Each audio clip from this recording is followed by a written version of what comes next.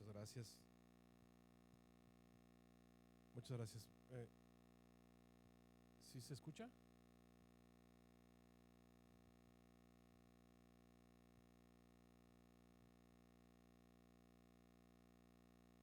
Sí, bueno. Bueno, probando 1, 2, 3. Buenas noches, hermanos. Es un gozo para un servidor estar con ustedes en esta noche de miércoles. Vamos a continuar con la parábola de la mujer del dragón. Si a alguien le interesa ver la primera predicación de la parábola de la mujer del dragón, que es Apocalipsis 12 en adelante, por ahí ya está grabado. Pueden buscarlo en los sermones aquí de Facebook de nuestra iglesia, parábola de la mujer del dragón. Esta noche voy a darles la segunda parte, casi nunca la doy, así que hoy voy a hablarles un poquito acerca de lo que es. Ubíquense todos en Apocalipsis capítulo 12. Recuerden que Apocalipsis tiene dos grandes divisiones, 11 capítulos por división. Del capítulo 1 al capítulo 11 es la primera parte, y del 12 hasta el 22 sería la segunda parte. Y ambas divisiones nos tratan básicamente lo mismo, aunque la primera parte nos cuenta 3 veces la misma historia, desde 3 diferentes muebles del santuario. Estamos hablando de las 7 iglesias, los 7 sellos y las 7 trompetas, cada uno de ellos con diferentes muebles del santuario, a veces utilizando el candelero, utilizando la mesa de los panes de proposición y por supuesto utilizando el altar del incienso. A diferencia de estos, de la primera parte, la segunda parte del libro de Apocalipsis, el capítulo 12 en adelante, el mueble es el único que se encuentra en el lugar santísimo, es el arca del pacto. Y básicamente cuando ustedes llegan a entender la visión que aparece en el capítulo 12, aquella mujer vestida del sol, con la luna bajo sus pies, 2 estrellas sobre su cabeza, está embarazada, clamando con dolores de parto, y delante de ella se para ese dragón bermejo que se quiere comer a ese hijo de la mujer en cuanto este hijo nazca. El versículo 5 nos dice que el hijo de la mujer, cuando nace, versículo 5, Apocalipsis 12:5, ubíquense todos allí, y esta es la parte histórica, y aquí tenemos que ubicarnos en el momento en el que está ocurriendo para que podamos entender lo que vamos a presentar en esta tarde. Dice el versículo 5, Apocalipsis 12:5, y ella tuvo un hijo varón, el cual había de regir a todas las gentes con vara de hierro, y su hijo fue arrebatado para Dios y su trono. Sabemos que ese hijo es Cristo Jesús. Jesús fue arrebatado, se fue al cielo, tenía que irse. Sabemos que la razón por la cual tenía que irse es por la asamblea de representantes que se encuentra en el cielo, allá en el monte de Sión, que es el planeta capital. Está la cámara de senadores y diputados del universo, vamos a decirle así. Allí se reúnen todos los primogénitos de todos los mundos creados por Dios. Esta es la asamblea del gobierno del universo. El asiento del gobierno del universo es lo más importante que se puede encontrar en todo el universo. Y a ese lugar llegan todos los representantes de todos los planetas. Y dentro de los que llegaban a esa asamblea como representantes de los planetas, llegó Satanás. Y por eso en la primera parte, en la parábola de la mujer del dragón, hablamos acerca del libro de Job. En el libro de Job tenemos un momento en que los hijos de Dios se presentan delante de Jehová y entre ellos llega Satanás. Dios se acerca para preguntarle de dónde vienes, dándole a entender que él no tiene derecho a estar allí porque esta es una cámara de senadores y diputados, una cámara de representantes, solamente primogénitos pueden entrar en ese lugar. Y sin embargo Satanás responde que él viene de rodear la tierra y andar por ella, dando a entender que él es el mandamás, él es el gobernante, él es el príncipe del planeta Tierra. De acuerdo a lo que leemos en Apocalipsis capítulo 12, sabemos que Satanás se presentaba en esa asamblea con la finalidad de estorbar el proceso de salvación de los seres humanos, mantener de alguna u otra manera su gobierno en este planeta, y mientras Satanás hace eso en el cielo, los seres humanos estamos sufriendo en este mundo. Lo que Dios tiene que hacer para poder salvarnos es conseguir a un nuevo representante del planeta Tierra. Alguien tenía que venir a este mundo, vivir como uno de nosotros, ser tentado en todo de acuerdo a nuestra semejanza, pero a diferencia de nosotros, sin pecado, para poder recuperar los títulos de propiedad, para poder recuperar la representación de nuestro mundo. Y ese niño no es otro más, otro menos que nuestro Señor Jesucristo, que vino a este mundo, fue tentado en todo de acuerdo a nuestra semejanza, pero sin pecado. El Señor Jesús venció en la cruz, exclamó las palabras consumado es, al resucitar el Señor Jesús ascendió al cielo y regresó y les comentó a sus discípulos algo muy interesante.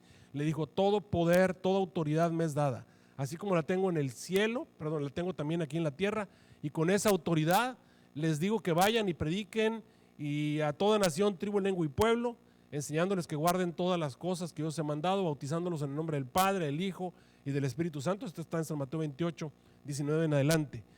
El Señor Jesús dice las palabras claves: toda autoridad me es devuelta. El Señor Jesús se convierte a partir de ese momento en el nuevo primogénito de los seres humanos, en el nuevo representante de los seres humanos. Por eso Apocalipsis 12:5 dice: y su Hijo fue arrebatado para Dios y su trono. Jesús asciende al cielo y a partir de ese momento comienza a preparar lugar para nosotros. Él le dijo a sus discípulos: no se turbe vuestro corazón, si ustedes creen en Dios, crean también en mí. Allá en la casa de mi Padre hay muchas moradas, hay mucho lugar donde vivir, hay muchos planetas. Voy a preparar lugar para ustedes. Cuando tenga lista esa visa, esa tarjeta de oro, esa visa y pasaporte, entonces voy a volver otra vez y los voy a llevar conmigo para que allá donde yo vivo, en los mundos donde yo vivo, ustedes también puedan vivir. Así que nos ubicamos en el momento en el que el Señor Jesús asciende al cielo para convertirse en el nuevo representante. Hubiera sido maravilloso que el Señor Jesús se quedara aquí con nosotros, pero no podríamos salvarnos si el Señor Jesús no asciende al cielo para convertirse en nuestro representante en el monte de Sión. La Biblia nos dijo, el Señor Jesús dijo en la santa palabra del Señor: si yo no me voy, ustedes no van a tener consuelo. A ustedes les conviene que yo me vaya. Así que el Señor Jesús se asciende al cielo y estamos en el año 31 después de Cristo. Es el momento en el que el Señor Jesús se va y aquí en la tierra quedan el grupo de los 12 apóstoles con la encomienda divina de ir a predicar a toda nación, tribu, lengua y pueblo. Ahora veamos lo que dice Apocalipsis 12:6. ¿Qué ocurre después de que el Señor Jesús asciende al cielo?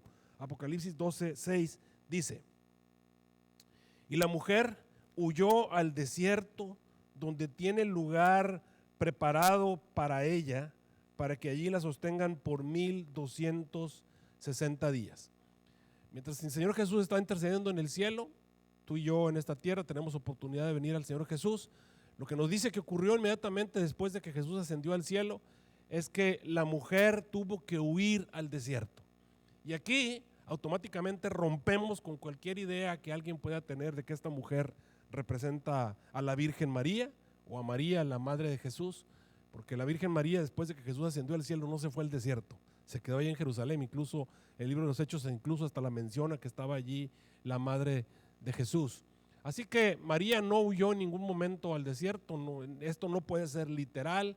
Se está refiriendo obviamente a la promesa que el Señor le hizo a la mujer, que iba a haber un conflicto, una guerra, a la mujer, en este caso a Eva, un conflicto entre tu simiente y la simiente de ella. Esta te herirá en la cabeza, tú le herirás en el calcañar. Esa guerra que se encuentra en Génesis capítulo 3, cuando ustedes ven la primera parte de este sermón, que es la parábola mujer, el dragón, van a entender exactamente de qué estamos hablando. Esta mujer representa a la iglesia. Ahora, lo que nos está diciendo es que después de que el Señor Jesús asciende, la iglesia se iba a ir al desierto. ¿Qué quiere decir esto? ¿Qué quiere decir este periodo de tiempo que aparece allí? Huyó al desierto para que allí la mantengan por 1260 días. Estos 1260 días, hermanos, es muy importante que entendamos de qué se trata. Si lo vemos desde el punto de vista historicista, la escuela historicista, para poder interpretar lo que estamos diciendo aquí, esto es clave para todos nosotros. Lo que nos está diciendo es que por 1260 días la iglesia iba a estar en el desierto. El desierto es el lugar donde no hay gente, es el lugar de un escondite, es el lugar, a diferencia de los mares y las aguas que representan muchedumbres y personas, obviamente el desierto es inhabitado. Por 1260 años la iglesia iba a estar escondida, no iba a haber una iglesia. Ahora, estos 1260 días tienen que ser obviamente simbólicos. Estamos hablando de día por año, el principio de día por año del historicismo. Estamos hablando de más de 12 centenarios, 12 siglos en los que la iglesia no iba a existir. Y estoy hablando de la verdadera iglesia. Con razón el libro de Apocalipsis, cuando nos habla acerca de las iglesias, desde que Jesús se va hasta que Jesús regresa, porque de eso se tratan las 3 historias del capítulo 1 al capítulo 11, las 7 iglesias, los 7 sellos, las 7 trompetas. La historia desde que Jesús se va hasta que Jesús regrese. Cuando te habla acerca de las iglesias que se encuentran en Apocalipsis, todas en ellas vas a encontrar iglesias falsas, iglesias a las cuales el Señor tiene que reprender, porque ninguna de esas iglesias cristianas del capítulo 1 al 3 que se encuentra en el libro de Apocalipsis es una iglesia verdadera en realidad. Todas son, vamos a decirlo así, iglesias falsas. La iglesia verdadera no se encuentra por ningún lado. Durante esos 1260 años el pueblo de Dios no va a existir. Es curioso. Ustedes van a encontrar el cristianismo más famoso durante ese periodo de tiempo fue el cristianismo de Roma. Pero la Biblia nos dice que durante ese tiempo la mujer iba a estar en el desierto por 1260 años. Por lo tanto, ese cristianismo de Roma no es el cristianismo verdadero si lo vemos apocalípticamente hablando. Y esto es bien importante que lo entendamos. 1260 días, hermanos, siempre, ¿quieren que les diga otro siempre? Siempre representa persecución, siempre, por donde ustedes lo vean. 1260 días siempre es persecución, siempre es muerte, siempre es aflicción. Estos periodos de tiempo los encuentras en Daniel y vas a encontrar que fue el mismo periodo del cuerno pequeño, haciendo guerra contra los santos, pisoteando la verdad, echando el santuario por tierra, acabando con el Tamid, el lugar de su santuario fue echado por tierra por 1260 años o 1260 días, que viene siendo el mismo periodo de tiempo, tiempos y la mitad de un tiempo. Siempre representa persecución. A veces en la Biblia aparece como 3 años y medio. ¿Se acuerdan ustedes cuánto fue el tiempo de persecución que en este caso Acab y Jezabel pusieron en contra de Elías? Fueron 3 años y medio, o sea 1260 días básicamente. Es el mismo periodo de tiempo en el cual hay persecución. Estos 1260 días es el tiempo en el que la iglesia iba a estar oculta. Y quiero que entiendan, iba a estar oculta, porque tú y yo estamos viviendo después de los 1260 años. En algún momento, después de los 1260 años que terminan por ahí en 1800, la iglesia iba a reaparecer, la verdadera iglesia.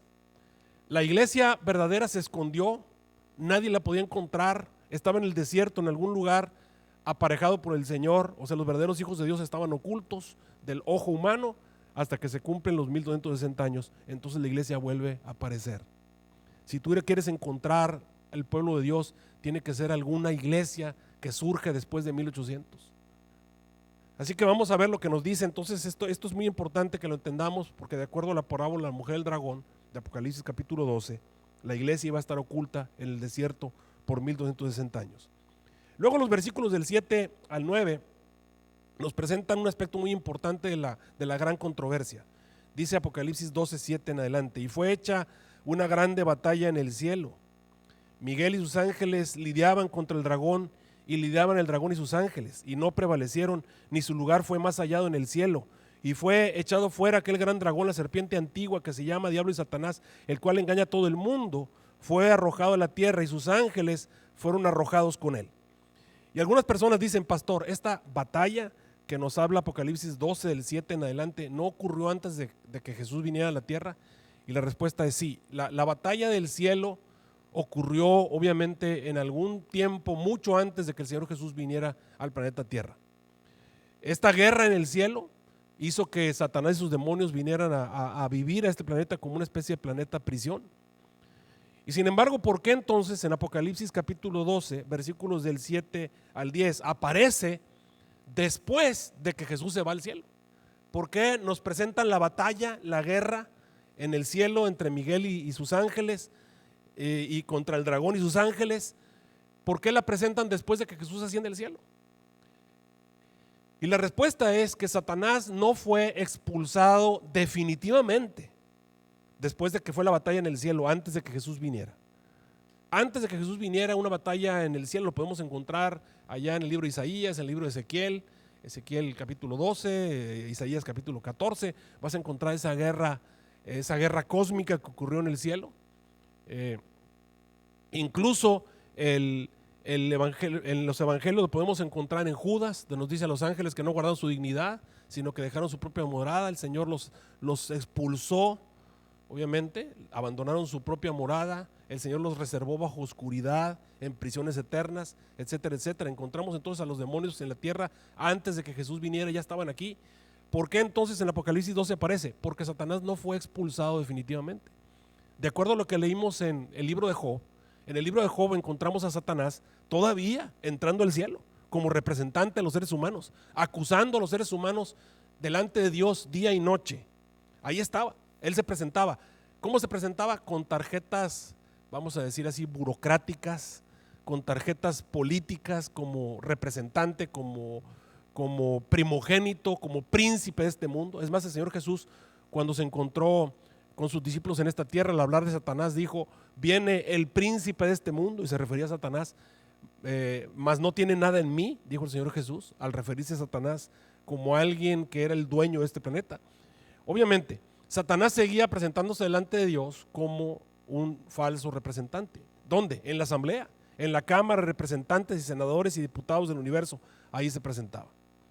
Pero entonces el Señor Jesús nos dice que a partir de su ascensión, Satanás iba a ser expulsado. Mira, abra su Biblia, vamos al Evangelio según San Juan.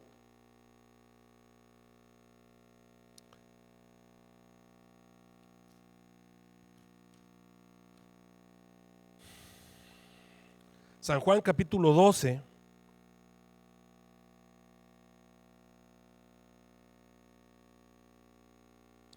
Y vamos a leer los versículos 30 en adelante. Estaba el Señor Jesús hablando y dijo: Padre, glorifica a tu Hijo. Y entonces escuchó un trueno en el cual hablaba Dios acerca de glorificar al Hijo. Y algunos pensaban que había hablado un ángel, algunos no habían escuchado bien la voz del cielo. Pero entonces Jesús respondió, allá estoy en San Juan capítulo 12, 30 en adelante. Mira lo que Jesús dijo. Dijo: no ha venido esta voz por mi causa, sino por causa de vosotros. Ahora, miren lo que dijo Jesús, ahora, y ese es un presente cuando Jesús estaba en la tierra, ahora es el juicio de este mundo. El juicio obviamente iba a ser realizado en el cielo. Ahora el príncipe de este mundo va a ser echado fuera. Y la pregunta es: ¿de dónde va a ser echado fuera el príncipe de este mundo? Obviamente este juicio no estaba siendo realizado en la tierra, este juicio está en el cielo. Y Satanás se presentaba en la asamblea como nuestro representante, y Jesús dice: ahora va a ser echado fuera, ahora lo vamos a expulsar. ¿Por qué? Versículo 32 dice: y yo, si fuere levantado de la tierra, a todos atraeré a mí mismo. Jesús estaba hablando de la asamblea, Jesús estaba hablando de la Cámara de Representantes del Universo, del Monte de Sión. Satanás se presentaba como nuestro representante. Ahora Jesús va a ascender para atraer a todos a mí mismo, porque Satanás, al contrario, era alguien que estaba estorbando el proceso de salvación. Él se presentaba como un falso representante. Ahora Jesús va a entrar como nuestro representante, y ahora Satanás va a ser echado fuera de la asamblea. Y eso es básicamente lo que está diciendo Jesús. Ahora, los discípulos pensaron que estaba hablando acerca de la manera en la que iba a morir, pero Jesús estaba hablando de la forma en la que Satanás iba a ser expulsado de esa asamblea. Ahora el príncipe de este mundo va a ser echado fuera. Regresando con estas palabras a Apocalipsis capítulo 12, encontramos ahora la razón por la cual se encuentra aquí. Hubo una grande batalla en el cielo, una guerra. Satanás y sus ángeles Miguel y sus ángeles lidiaban contra el dragón y sus ángeles, y no prevalecieron, ni su lugar fue más hallado en el cielo, y fue echado fuera aquel gran dragón, la serpiente antigua, que se llama Diablo y Satanás, el cual engaña a todo el mundo. Fue arrojado a la tierra. A partir de ese momento, Satanás ya no tiene derecho a entrar en la asamblea como representante, y el nuevo representante ahora es Cristo Jesús. Por eso Jesús le dijo a sus discípulos allá en San Mateo capítulo 28, 19 en adelante: toda autoridad me es dada. Como la tengo en el cielo, también la tengo aquí en la tierra. Y con esa autoridad el Señor Jesús envió a sus discípulos para ser testigos y bautizar en el nombre del Padre, del Hijo y del Espíritu Santo. Y luego viene el versículo 10, y mira lo que dice el versículo 10. Dice: y oí una grande voz en el cielo. Noten que esta voz no ocurre en el planeta Tierra, esta es una voz de los representantes del cielo. Y oí una grande voz en el cielo que decía: ahora ha venido la salvación y la victoria y el reino de nuestro Dios y el poder de su Cristo, porque el acusador de nuestros hermanos, ahí nos dice claramente lo que Satanás hacía en el cielo, el acusador de nuestros hermanos ha sido arrojado, el cual los acusaba delante de nuestro Dios día y noche. Ahí tras bambalinas, Apocalipsis capítulo 12, versículo 10, nos revela lo que Satanás hacía en ese lugar. Él era un acusador. Ahora Jesús entra como nuestro abogado, ¿Cuál es el momento en el que entra Jesús literalmente en ese lugar? El profeta Daniel, Daniel capítulo 7. El profeta Daniel capítulo 7 básicamente nos explica el momento, a él se le muestra el momento en el que el nuevo representante de los seres humanos llega delante del Padre para ser nuestro representante. Apocalipsis capítulo 7, en versículos 9 en adelante, Daniel ve tronos que están siendo puestos delante de Dios, el juez se sienta, los libros se abren, ve millones de millones reunidos en la asamblea. Y mientras él está viendo eso, miraba en las visiones de la noche, dice el versículo 13, miraba yo en las visiones de la noche y aquí en las nubes del cielo vino un hijo de hombre. Ese que viene allí es un humano, un hijo de hombre. Llegó hasta el anciano de grande edad, le hicieron llegar delante de él y le fue dado señorío y gloria y reino, y todos los pueblos y naciones y lenguas le sirvieron. Su señorío es señorío eterno que no será transitorio, y su reino que no se corromperá. Ese es el momento en el que el Señor Jesús obviamente asciende al cielo para convertirse en nuestro nuevo representante en las asambleas, en las cámaras celestiales. Y obviamente aquí te levanta, te avienta hasta el final del juicio, cuando el Señor Jesús ya se va a convertir en Rey y Señor del planeta Tierra. Regresamos a Apocalipsis capítulo 12. Obviamente hay gozo en el cielo, porque el acusador de los hermanos ha sido arrojado y ha llegado nuestro nuevo representante. Versículo 11. Y ellos le han vencido por medio de la sangre del Cordero y por la palabra de su testimonio, y no han amado sus vidas hasta la muerte. Hay gozo en el cielo. Los seres del cielo se regocijan por lo que está ocurriendo, están gozándose por los que los seres humanos se han visto libres del acusador. Ahora, en vez de un acusador, tenemos un abogado para con el Padre. Por eso allá en 1 Juan 2:1 dice: hijitos míos, estas cosas os escribo para que no pequéis, pero si alguno hubiere pecado, no se preocupe, ya no tenemos un acusador que nos acusa delante de nuestro Dios día y noche. Ahora tenemos un abogado para con el Padre. Ese abogado es Jesucristo el justo. Y mientras están ellos llenos de gozo, ven a los seres de la tierra y dice: ellos han vencido por medio de la sangre del Cordero. El camino del santuario, que yo le llamo el camino de la sangre, si alguien quiere saber más al respecto, vean un sermón de un servidor que se llama El Camino de la Sangre por allí, y ustedes van a encontrar cómo el plan de salvación está trazado simbólicamente en el santuario a través del camino que la sangre del Cordero dejaba. Y ahí está el plan de salvación revelado a través del camino de la sangre, y los seres humanos se salvan a través de ese camino de sangre. Por eso dice: ellos le han vencido por medio de la sangre del Cordero, porque no han amado sus vidas hasta la muerte, y por la palabra del testimonio de ellos, porque no han amado sus vidas hasta la muerte. Versículo 12, por lo cual alegraos cielos y los que moráis en ellos. Una vez más, Apocalipsis 12 nos hace entender que hay habitantes en los cielos, que hay representantes de otros mundos. Ellos están llenos de gozo. Ay de los moradores de la tierra y del mar. El versículo 12, los que están en el cielo de pronto ven a través del mar de cristal, ven lo que está pasando en la tierra, y cuando nos ven a ti y a mí, que todavía estamos aquí, y cuando ven a los discípulos que todavía están en la tierra, y cuando ven a los seres humanos que quedan en el planeta Tierra, dicen: ay de los moradores de la tierra y del mar, porque el diablo, el engañador, el gran enemigo ha descendido a vosotros con grande ira, sabiendo que tiene, ¿qué dice la palabra de Dios? Poco tiempo. Y entonces surge la pregunta: ¿poco tiempo para qué? ¿Para qué le queda poco tiempo a Satanás? Y aquí viene la parte interesante, queridos hermanos. ¿Por qué Satanás le interesaba ser el representante de este planeta en esta asamblea en el monte de Sión? Les voy a decir por qué. Porque mientras el asunto de los seres humanos no se resuelva, el conflicto está sin solución. Mientras el asunto de los seres humanos no se resuelva, tampoco se dicta sentencia o se lleva a cabo la sentencia ya señalada sobre Satanás y sus demonios. Ellos ya tuvieron su plan de salvación, ellos ya fueron juzgados y sentenciados, ellos están condenados a muerte. Satanás y sus demonios están condenados al lago de fuego, van a ser destruidos.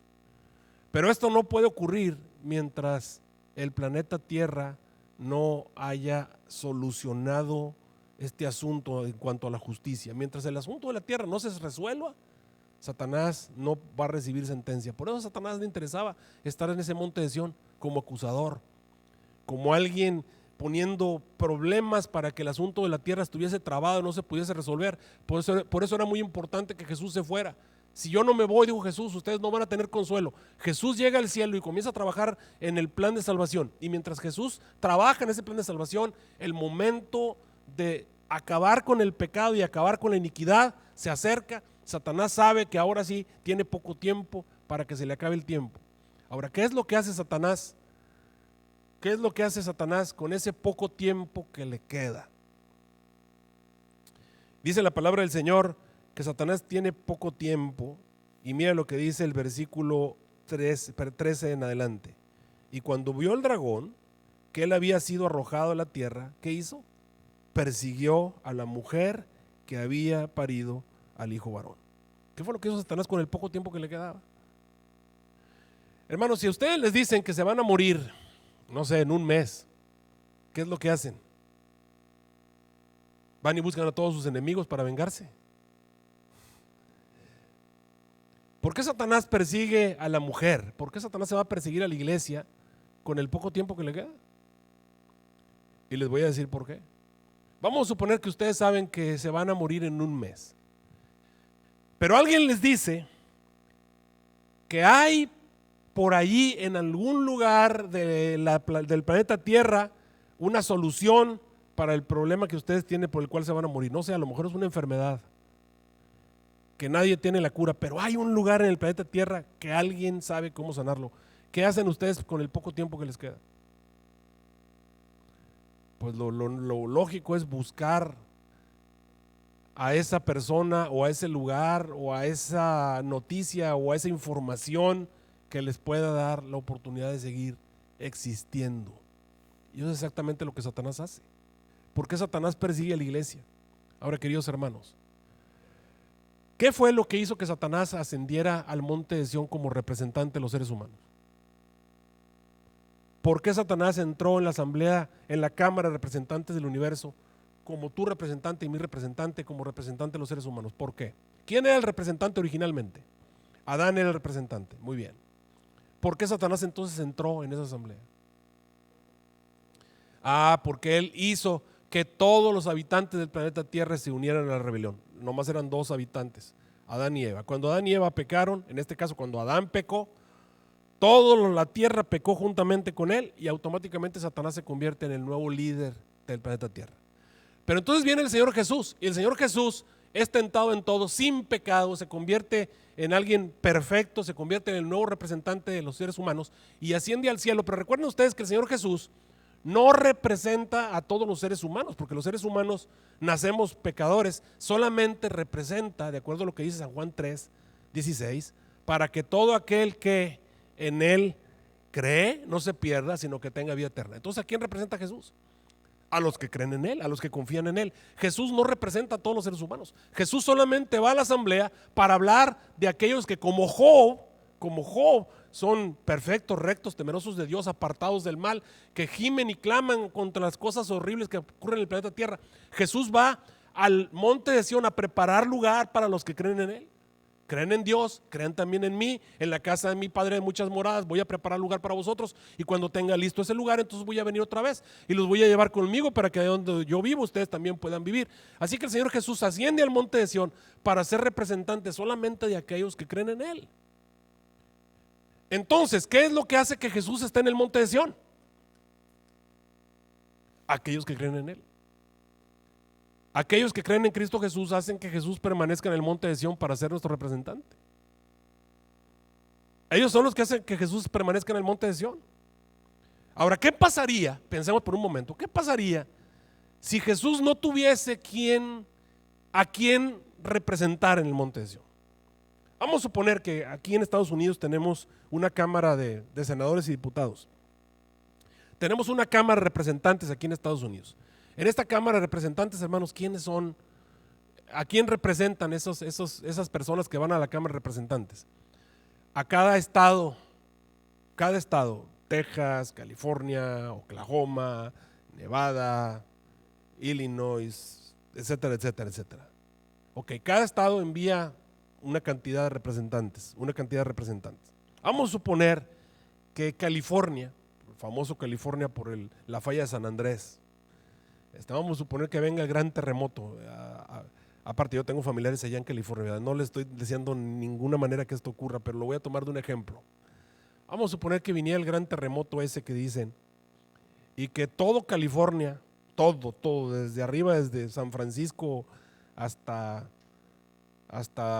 Tijuana, ¿verdad?, se vaya al mar, todo se hunde, porque viene un terremoto. Les hago una pregunta: ¿podrían los representantes de California todavía estar en la Cámara de Representantes? Y la respuesta es no. ¿Por qué?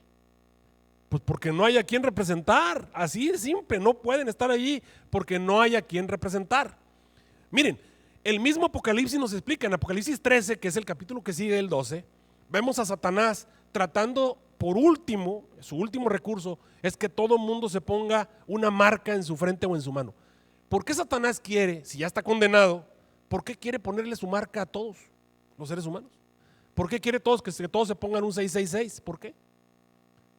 ¿Para qué le sirve a un ganadero ponerle una marca a sus vacas? ¿Para qué le sirve?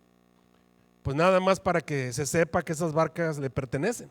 ¿Por qué Satanás quiere que todo el mundo tenga su marca? Y en contraposición, ahí en Apocalipsis encontramos que hay un grupo de personas que en vez de ponerse la marca de la bestia se ponen el sello de Dios en sus frentes. ¿Por qué Dios quiere que unos tengan su sello y por qué Satanás quiere que otros tengan su marca? Les voy a decir por qué. Porque la única oportunidad que Satanás tiene para poder seguir viviendo y existiendo es sacar a Jesús de la Cámara de Representantes y Senadores. Sacarlo antes de que complete el plan de salvación, sacarlo antes de que el juicio se termine. Y para lograr sacarlo, él necesita que Jesús no tenga en la tierra a quien representar. Por eso Satanás se va y persigue al pueblo de Dios con la idea de reconquistar el planeta Tierra. Y para lograrlo, él necesita, por medio de persecución y de sangre, matar a todos los que hacen que Jesús esté en el monte de Sión. ¿Y quiénes son ellos? Pues la descendencia de la mujer. Por eso Satanás persigue a la mujer, por eso Satanás persigue a la iglesia, por eso Satanás va contra el pueblo del Señor. ¿Para qué la persigue? Pues obviamente para poder engañar a la mujer, como alguna vez lo hizo con Eva. Al engañar a Eva y engañar a Adán, logró que se unieran a su rebelión. Ahora hay un grupo de personas que se han separado de su rebelión para seguir a Cristo Jesús. Están como en la historia del peregrino de Juan Bunyan, caminando hacia la ciudad celestial. Han salido de la ciudad de pecado y van caminando, y va Satanás tratando de hacerlos que regresen, que se vuelvan a la ciudad de pecado. Satanás está tratando de recuperar su asiento en el monte de Sión. Si Jesús no tiene a quien representar en algún momento histórico, en ese momento Satanás volvería a ser el representante del planeta Tierra y volvería a empantanar el plan de salvación. Y si no puede engañar a la mujer, entonces ¿qué va a hacer? Los va a matar, los va a eliminar. Y por eso durante 1260 años Satanás ha perseguido al pueblo de Dios. ¿Y qué hizo el pueblo de Dios durante ese periodo de tiempo? Pues se escondió. Estuvo oculto de la vista humana, estuvo oculto de la vista de Satanás, estuvo oculto de los poderes de este planeta durante ese periodo de tiempo. Por eso dice la Biblia que Satanás, si ustedes se van allí en el capítulo 12, ¿qué nos dice la Biblia que hizo? Y fueron dadas a la mujer alas de grande águila, dice, para que de la presencia de la serpiente volase al desierto, su lugar donde será mantenida por tiempos y la mitad de un tiempo. Una vez más, ese es el periodo de tiempo en el cual la iglesia no existe. Sí existe, pero está fuera del conocimiento humano. Ustedes no pueden decir, este es el pueblo de Dios, este es seguidor del Señor, esta es la iglesia, este es el pueblo de Dios. Todas las iglesias, todos los movimientos cristianos que existieron durante ese periodo a la vista pública eran falsos. El verdadero pueblo de Dios estaba oculto, estaba escondido. Para todos aquellos que dicen que la Iglesia Católica Apostólica Romana es una iglesia verdadera, este es el principal argumento que ustedes pueden sacar contra esa iglesia, porque esa era la iglesia más pública que existía durante ese periodo de tiempo. Y de acuerdo a lo que dice la palabra de Dios, por 1260 años la iglesia iba a estar huyendo precisamente de la vista de los seres humanos. durante todo ese periodo de tiempo, no se iba a saber cuál era el pueblo de Dios. El pueblo del Señor iba a resurgir al final de los 1260 años. Pero eso estaba en el futuro. ¿Y qué nos dice la Biblia que hizo el dragón? El dragón arroja tras la mujer agua como un río, a fin de que fuese arrebatado por el río. ¿Qué es lo que ha hecho Satanás a través de la historia? Lo que ha hecho Satanás a través de la historia es utilizar a los gobiernos del planeta Tierra, utilizar a las personas del planeta Tierra que son sus seguidores para atacar al pueblo del Señor. El pueblo del Señor siempre ha sido perseguido vez tras vez. Satanás ha tratado de eliminar la esperanza. Siempre los países más poderosos de la tierra han perseguido al pueblo de Dios. En su momento lo hizo Egipto, que era el país más poderoso. En su momento lo hizo Asiria. En su momento lo hizo Babilonia, Medo-Persia, Grecia. Y ahora que el Señor Jesús se va al cielo, ¿cuál es el país más poderoso de la tierra? Roma. ¿Y qué fue lo que hizo Roma? Persiguió al pueblo de Dios. Así como lo hicieron todos los países a través de la historia. Así como Daniel lo ha presentado, estos países persiguen al pueblo de Dios, persiguen a la mujer durante ese periodo de tiempo. Y de acuerdo a Apocalipsis lo hace en 2 etapas. Primero lo hace Roma pagana y después lo hace una Roma cristiana. Perdón, de acuerdo a Daniel, vemos un cuerno que primero crece por la tierra, así como hacia el sur y luego hacia donde la tierra gloriosa, y luego se va contra Dios. Esa es la segunda parte de Roma, la Roma pagana que conquista cosas en la tierra, y luego la Roma cristiana que se va contra Dios. Y durante 1260 años persigue al pueblo del Señor. ¿Y dónde estaba el Señor? Mantenido en el desierto, en algún lugar oculto del conocimiento humano, durante tiempos, y en medio de un tiempo, estamos hablando, o sea, 1260 años. Y dice el capítulo 12, versículo 16, y la tierra ayudó a la mujer, y la tierra abrió su boca y sorbió el río que había echado el dragón de su boca. Por alguna razón, la tierra, que viene a ser la siguiente parte de Apocalipsis capítulo 12 y capítulo 13 de la parábola de la mujer del dragón, ayuda a la mujer. ¿Qué es eso que ayudó a la mujer a escapar durante esos 1260 años? ¿Qué fue lo que le ayudó? Dice la Biblia que fue la tierra. ¿Y esa tierra qué es? Recuerden que la mujer se fue al desierto, un lugar donde no había nadie. Ubiquémonos, queridos hermanos, en la historia. Esto ocurre en Asia Menor, en Europa, las persecuciones contra el pueblo del Señor. ¿Qué fue lo que ayudó a la iglesia, a los hijos de Dios, a escapar de Roma pagana y de Roma papal? ¿Qué fue lo que les ayudó? Bueno, hay diferentes cosas que le ayudaron, que el Señor utilizó para que la iglesia no fuese eliminada durante ese periodo de tiempo. Pero al final de los 1260 años vuelve a aparecer el pueblo del Señor. Y Satanás se da cuenta que no pudo destruir a la mujer, que no pudo destruir a la iglesia. ¿Y qué fue lo que hace? Dice el versículo 17, entonces el dragón se llenó de ira contra la mujer y se fue a hacer guerra contra los otros de la descendencia de ella. En algunas versiones dice contra los que quedaban de la descendencia de ella, y luego te presenta dos características: los que guardan los mandamientos de Dios y tienen el testimonio de Jesucristo. Este movimiento de Apocalipsis 12, 17 resurge después de la persecución que se hizo contra la mujer. La persecución que se hizo contra la mujer de tiempos, en medio de un tiempo, 1260 años, al final aparecen otros, los que quedan de la descendencia de la mujer. Después de las persecuciones, después de las falsas iglesias, cuando se acaban el tiempos en medio de un tiempo, cuando se acaban los 1260 años de persecución contra la mujer, queda un grupo de descendientes de la mujer, y las características de ese grupo son que guardan los mandamientos de Dios y tienen el testimonio de Jesucristo. 1800. En 1800 surge un nuevo grupo y se les identifica como los que quedan de la descendencia de la mujer. Satanás se da cuenta que tiene que hacer guerra contra ellos y tiene que vencerlos, y para hacer eso él tiene un nuevo sistema de ataque. Apocalipsis capítulo 13 nos dice qué fue lo que hizo Satanás. ¿Qué fue lo que hizo Satanás allá en el Edén para hacer que la mujer cayera en pecado y cayera bajo su poder? ¿Qué fue lo que hizo?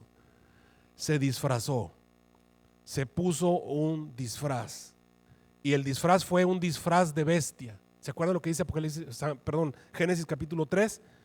Empero la serpiente era astuta más que todas las bestias del campo. La serpiente era astuta más que todas las bestias del campo. ¿De qué se disfrazó para poder engañar a la mujer? De bestia. Y cuando llega entonces Apocalipsis 13, ¿qué aparece? Aparece una bestia. ¿Para qué? Para engañar a la mujer. Y si no puede, destruir a la mujer. Pero eso lo vamos a ver el próximo viernes. Que el Señor les bendiga. Vamos a orar. Te agradecemos, nuestro Dios y nuestro Padre Celestial, porque a través de tu santa palabra podemos encontrar guía segura, información suficiente para saber los tiempos, para identificar la historia, para identificar a tu pueblo, para conocer a los enemigos, a los amigos, a los aliados y a los traidores, para poder reconocer el plan de salvación. Gracias, Señor, porque nos has dejado tu santa palabra y tu palabra profética, que nos ayuda a iluminar con luz poderosa como en un lugar oscuro. Bendice a cada una de las personas aquí presentes y a aquellos que nos están siguiendo a través también de los medios sociales. Nos ponemos en tus manos, en el nombre de Cristo Jesús, nuestro representante en el monte de Sión. Amén.